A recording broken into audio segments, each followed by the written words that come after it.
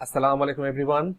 আপনাদেরকে স্বাগতম জানাচ্ছি আমাদের সেই কোর্সটাতে। কি কোর্স? সেটা হচ্ছে complete career planning for beginners.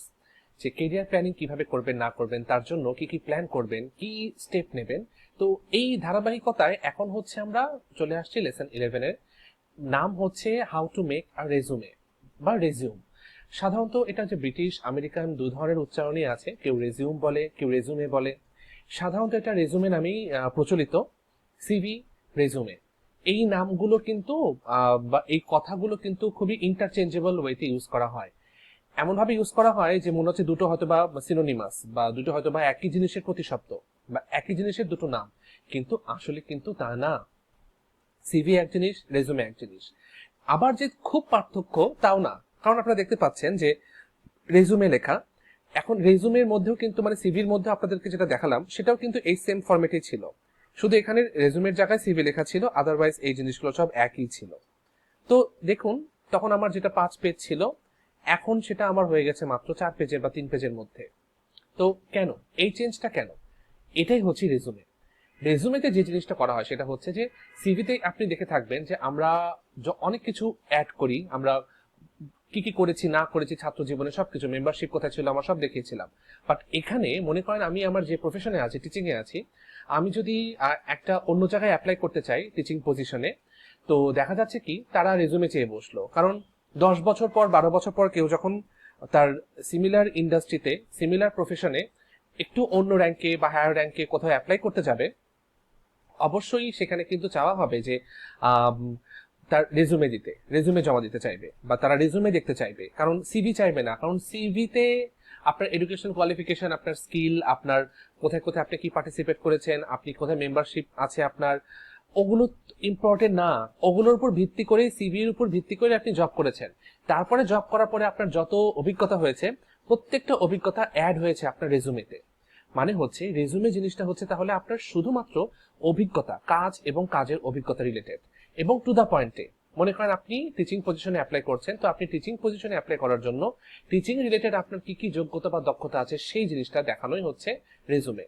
So আমি টিচিং দিয়ে বললাম, এবার যদি অন্য পোস্টের কথা বলি, ধরেন আপনি একজন হিউম্যান রিসোর্স এক্সিকিউটিভ ছিলেন, 2 বছর কাজ করেছেন, এবার আপনি সিনিয়র এক্সিকিউটিভ হিসেবে অ্যাপ্লাই করতে যাচ্ছেন, এবং তারা আপনার রেজুমে চেয়েছে আপনার কাছে, সিভি চাইনি।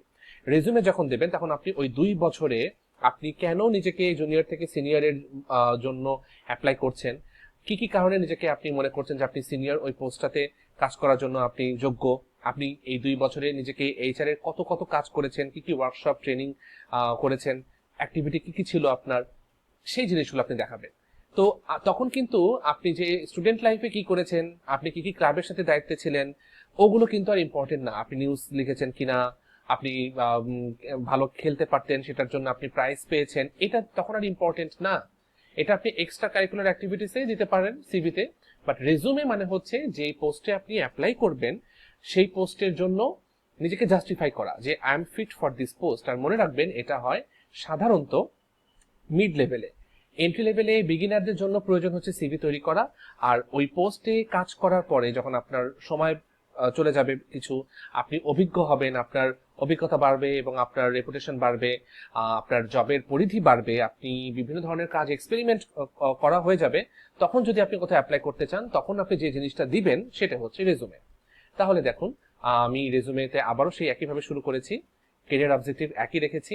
ওয়ার্ক এক্সপিরিয়েন্সে দেখেন, আগে ওয়ার্ক এক্সপিরিয়েন্স ছিল আমার 1 পেজের মতন, বাট এখানে আমি একদম হাফ পেজ করে ফেলেছি। কারণ আমি এখানে কিন্তু ফ্রিল্যান্সিং যে কাজগুলো করতাম, ক্রিয়েটিভ যে কাজগুলো করতাম সেটা দেখাইনি। সিম্পলি যেহেতু আমি টিচিং এর জন্য অ্যাপ্লাই করছি, সো টিচিং রিলেটেড জিনিসগুলো আমি দেখিয়েছি এখানে। আর টিচিং এর সাথেই এক ভার্সিটিতেই আমি টিচিং এর পাশাপাশি যে অ্যাডমিনের কাজও করতে পারি বা করেছি, সেটাও আমি এখানে দেখিয়েছি, যেন আমার টিচিং এবং টিচিং রিলেটেড আদার যে কাজগুলো আছে, প্রতিষ্ঠানের যে কাজগুলো, সেটাও আমি পারি, এটা দেখানোই হচ্ছে মূল উদ্দেশ্য। তারপরে ট্রেনার, কারণ টিচিং এর সাথে কিন্তু ট্রেনিংটাও জড়িত। ট্রেনিং এ মানুষকে বোঝাতে হয়, কথা বলতে হয়। সো আমি ট্রেনার হিসেবে কি কাজ পারি সেটাও আমি দেখিয়েছি, কারণ ট্রেনারও কিন্তু যা করে এর ওয়ান কাইন্ড অফ টিচিং। ক্লাসরুমে যে একজন টিচার শিক্ষকতা করে, ট্রেনারও কিন্তু হল ভর্তি মানুষকে নতুন কিছু শেখায়, হাতে কলমে দেখায়, তাদেরকে কনভিন্স করে, প্রবলেম সলভ করে, একটা জিনিস এক্সপ্লেন করে। সো টিচার হিসেবে যে আমি ভালো বা টিচার হিসেবে যে আমি যোগ্য, এটা প্রমাণ করার জন্য আমি অ্যাডিশনাল এই ট্রেনারের ব্যাপারটাও দিলাম। তারপরে একাডেমিক কোয়ালিফিকেশন আসছে, শর্ট কোর্স দিয়েছি যে আমি আর কি করেছি, কারণ টিচিং এর মানেই তো হচ্ছে teaching, learning, reading, writing. So আমার যা যা আছে সব আমি এখানে দেওয়ার পরে আর্টিকেলের সেই অংশটুকু সমস্ত কিছু দিয়েছি। এরপরে দেখেন আমি ব্লগ লিখেছিলাম, আমি আরো বিভিন্ন জায়গায় ইন্টারন্যাশনাল বিভিন্ন জায়গায় লিখেছিলাম, সেটা আমি সব বাদ দিয়েছি। নিউজ পেপার দিয়ে আর্টিকেলগুলো দিয়েছি, কারণ একজন শিক্ষক যখন সে নিউজ পেপারে কিছু লেখে এটা কিন্তু একটা ওয়েট ক্যারি করে। সো ওটাই আমি এখানে দিয়েছি যে আমি নিউজ পেপারে কি কি লিখেছি।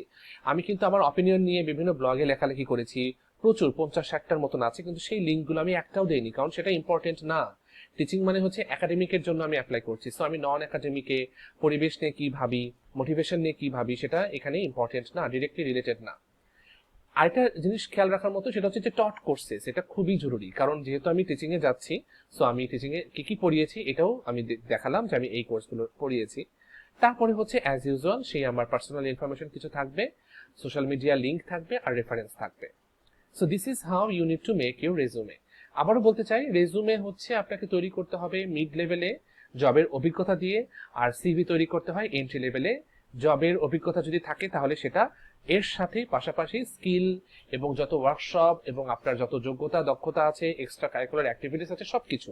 বাট রেজুমেতে সেই জিনিসগুলো থাকবে না সবকিছু, কারণ খুব একদম ছাকা জিনিস, প্রয়োজনীয় জিনিস, সর্ট ফর আপনার যে পোস্টে অ্যাপ্লাই করছেন সেই পোস্টের সাথে কি কি অভিজ্ঞতা আপনার জড়িত, আপনি কেন ফিট, সেই জিনিসগুলো থাকবে এখানে। ঠিক আছে, এই ছিল সিভি এবং এই ছিল রেজুমে। ভালো থাকবেন সবাই, শিগগিরই আসছি অন্য লেসনে।